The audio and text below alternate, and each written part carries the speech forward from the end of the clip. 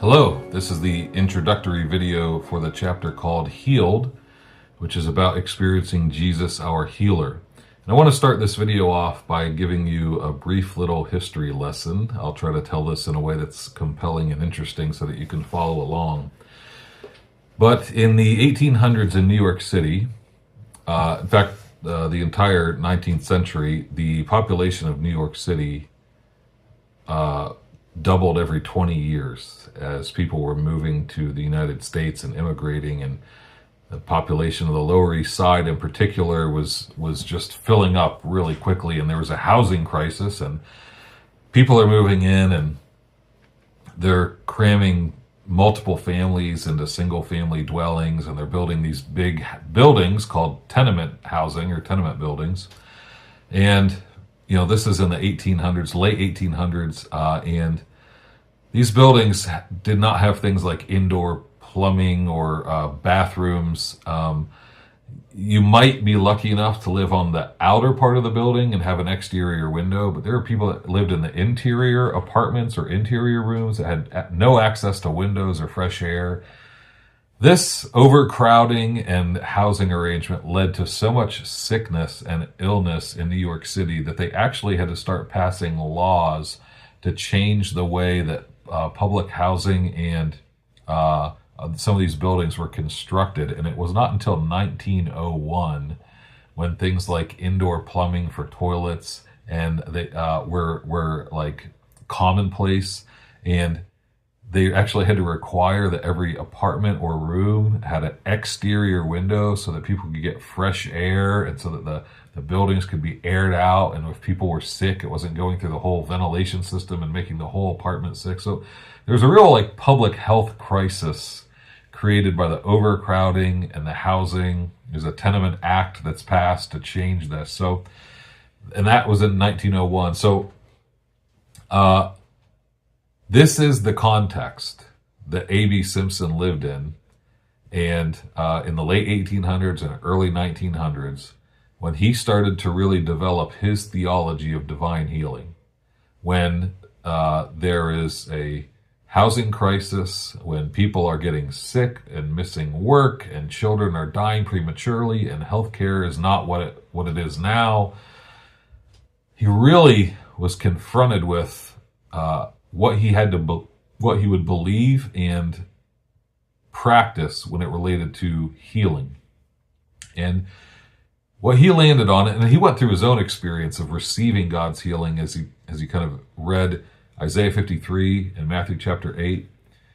But he settled on something that we call divine healing. And I want to explain divine healing because this is distinct, this is unique.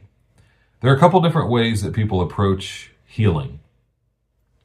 One approach is to put all of your faith in the sovereignty of God, and this is good. This is a good thing, but it's to put all your faith in the sovereignty of God, and if God's going to heal a person, God will heal a person, and there's not really much we can do about it. And so maybe we don't pray, and maybe we don't have a bunch of hope, and maybe we don't exercise a lot of faith. And of course, it's good to put our faith in the sovereignty of God, and God is sovereign.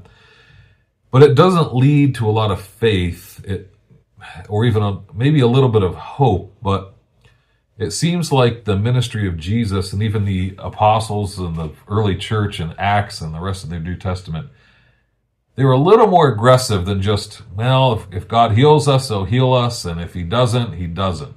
And so while we certainly want to put our faith in God's sovereignty, we want to have that, I think that there's more to what we can believe about healing. Now, another way to think about healing is something called faith healing. Faith healing looks at passages where Jesus says something to the effect of, it's by your faith you are healed, or your faith has made you well. And it looks at those passages, and it almost makes faith the object of our faith. It's like you can have faith in faith, and if you just believe enough, you will be healed. Of course, if you just think about that for a couple more seconds, well, what if a person isn't healed? Is it due to their lack of faith? And our faith and our lack of faith do play a part in how we experience Jesus' healing. But a lot of people have been hurt by this idea that, well, you're going through what you're going through because of a lack of faith, or you're going through what you're going through because of some secret sin that you won't confess. So this idea of faith healing or just trusting in God's sovereignty, there's a little bit of truth in both of them, but neither one of them are really satisfactory. You know, the fully fully putting all of it on God's sovereignty is like, this is fully on God and you and I have no part in this. Faith healing is like, this is all on us. We can control these outcomes if we just have enough faith. So it's either fully on God or fully on us. Where A.B. Simpson landed and is divine healing, which is that it is not on us, it is on the cross. That healing is purchased for us. This is going to Isaiah 53, by his stripes we are healed, which is a prophecy that Matthew quoted in Matthew chapter 8 after a series of healings that Jesus performed, specifically of Peter's mother-in-law.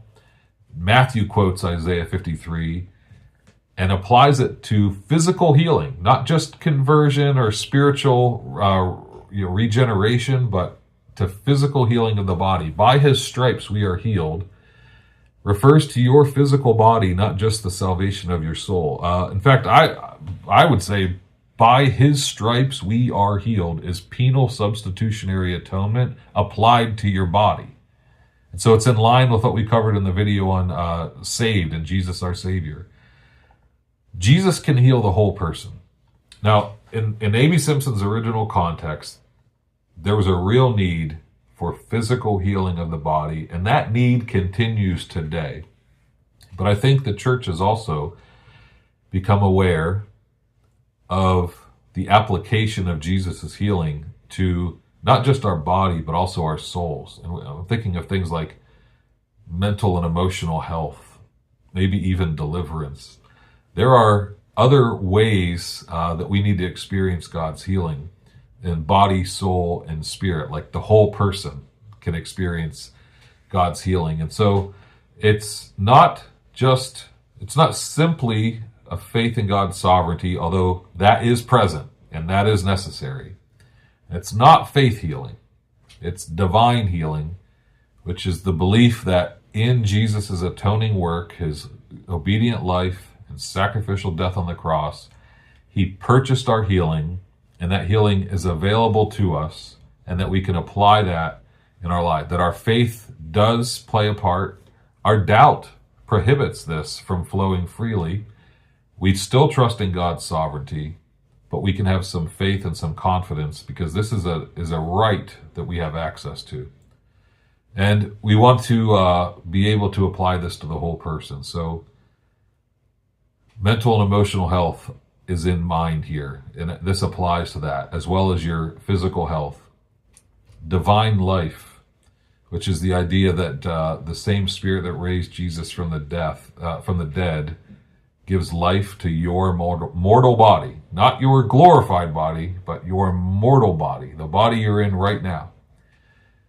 This is energizing. I mean, this is leaning into Jesus to get your strength for the day and trusting in Jesus. So part of this divine life and this healing experience that you and I can have, it does mean getting enough sleep. It means practicing the Sabbath. It means taking care of your body and paying attention to what you put in it. And it does mean taking advantage of medical care from time to time. I mean, there's so many things that we can do. It means paying attention to how the state of your soul affects your physical well-being. It's all integrated. We don't chop this up and compartmentalize. This is all integrated. And so we don't want to shy away from this. We want to lean into this because this is part of what Jesus' death on the cross accomplished for us.